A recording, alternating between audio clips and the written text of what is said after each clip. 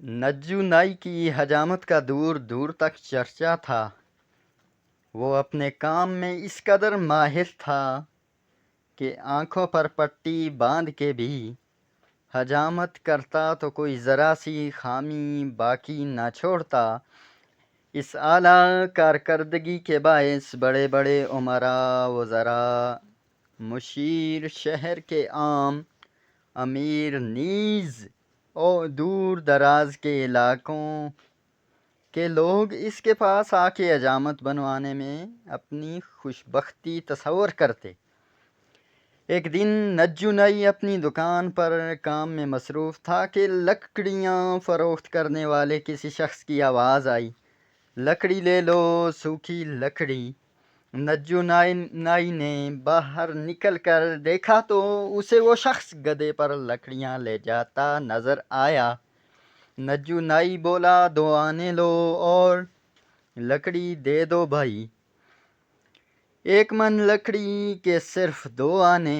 توبہ توبہ! لکڑی فروش منہ بنا کے جانے لگا تو نجو نائی اسے دیکھ کر کچھ سوچنے لگا۔ ارے ناراض مت ہو، چلو تم ہی بتاؤ کتنے میں دو گے؟ نجو نائی چلایا، 4 آنے سے کم میں نہیں دوں گا بھائی۔ سب کی سب لکڑی، ہاں جی بالکل سب کی سب، 1 بھی کم نہیں۔ ہاں جی 1 بھی کم نہیں، گدھے پر لدی تمام لکڑیاں دوں گا۔ سوچ لو میاں، کہیں بعد میں سوچنا کیسا جی، یہ تو میرا روز کا دھندا ہے۔ اچھا تو چلو پھر اتارو سب لکڑی اور اپنے پیسے لو۔ ابھی لیجئے جی۔ لکڑی فروش نے گدھے سے تمام لکڑیاں اتار کے دکان کے اندر ایک طرف رکھ دیں اور ہاتھ جھاڑنے کے بعد قیمت طلب کی۔ ارے مال تو پورا دو جناب، مال پورا دیا ہے، اور یہ لکڑی بھی تو دو۔ نجو نائی کاٹھی کی طرف اشارہ کر کے بولا، جی یہ تو لکڑی رکھنے کی کاٹھی ہے، تو یہ بھی لکڑی ہی ہے نا؟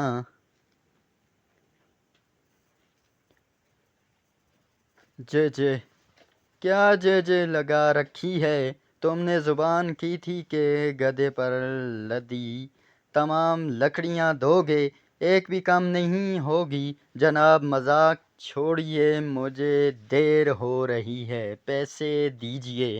نجو نائی نے پیسے نکالے اور گدھے کی پیٹھ سے کاٹھی اتار کر بولا، یہ لو اپنے پیسے بھائی، یہ ظلم مت کرو، غریب پر رحم کرو۔ لکڑی فروش نے ہاتھ باندھے، گڑ گڑایا، رویا دھویا، لیکن نجو نائی نہ مانا۔ مجبور ہو کر لکڑی فروش وہاں سے چل دیا اور سیدھا قاضی صاحب کے پاس پہنچا۔ سارا واقعہ سنا کر انصاف طلب کیا، لیکن قاضی صاحب نے ڈانٹ کر بھگا دیا کیونکہ وہ خود نجو نائی کا گاہک تھا۔ لکڑی فروش کئی اہم لوگوں کے پاس گیا، لیکن نجو نائی کے گاہک ہونے کے باعث کوئی انصاف کے تقاضے پورے نہ کر سکا۔ کسی نے اسے بادشاہ سلامت کے پاس جانے کا مشورہ دیا تو دل میں امید کی آخری کرن لیے سیدھا بادشاہ سلامت کے پاس پہنچا۔ بادشاہ سلامت کو تفصیل کے ساتھ لوٹنے کی کہانی سنائی۔ نجو نائی نے اپنی عیاری کی بدولت تمہاری سادگی کا ناجائز فائدہ اٹھایا ہے۔ بادشاہ سلامت نے کہا، سودا کرنے سے قبل تمہیں محتاط ہو کر گفتگو کرنی چاہیے تھی، بے وقوف۔ حضور ان پڑھ آدمی ہوں، اس لیے جھانسے میں آ گیا۔ اب آپ ہی کچھ کیجیے تاکہ لکڑی لادنے کی کاٹھی واپس حاصل کر سکوں۔ ٹھیک ہے، اب جیسا میں کہوں ویسا ہی کرنا، غور سے سنو۔ بادشاہ سلامت نے ایک ترکیب سوچی اور اسے کان میں بتانے لگے۔ چند روز بعد لکڑی فروش دوبارہ نجو نائی کے پاس پہنچا۔ ہاں بھائی بولو، کیسے آنا ہوا؟ نجو نائی کینچی تیز کرتے ہوئے بولا۔ بھائی بات یہ ہے کہ مجھے بادشاہ سلامت کے محل میں ملازمت مل گئی ہے۔ محل کے داروغہ نے اچھی حجامت بنوانے کی شرط رکھی ہے۔ اوہ اچھا، پھر میں نے آپ کے کام کی بڑی تعریف سنی ہے۔ لوگ کہتے ہیں کہ آپ اپنی مہارت سے گدھے کو بھی انسان بنا دیتے ہیں۔ شکریہ بھائی، یہ تو لوگوں کی محبت ہے۔ تو اب میں بھی آپ سے محبت کرنے والوں میں شامل ہونا چاہتا ہوں۔ مطلب کہ حجامت بنوانا چاہتے ہو؟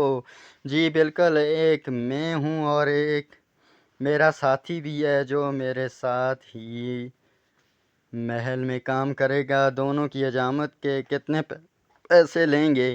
دونوں کے 4 آنے ہوں گے۔ منظور ہے، آپ پہلے میری حجامت بنائیے، اس کے بعد میرے دوست کی باری ہوگی۔ اچھی بات ہے۔ نجو نائی نے لکڑی فروش کو بٹھایا اور ذرا دیر میں اس کی حجامت مکمل کر دی۔ پھر بولا، اب فٹافٹ اپنے ساتھی کو بلا لو۔ لکڑی فروش نے اتباع میں گردن ہلائی، دکان کے باہر کھڑے گدھے کو ہانک کے اندر لایا۔ لیجیے جناب، میرا ساتھی آ گیا۔ اس کی چمڑی نرم ہے، ذرا احتیاط کے ساتھ حجامت بنائیے گا۔ یہ کیا مذاق ہے؟ نجو نائی زور سے دہاڑا۔ میں انسانوں کی حجامت بناتا ہوں، حیوانوں کی نہیں۔ باہر نکالو اس گدھے کو۔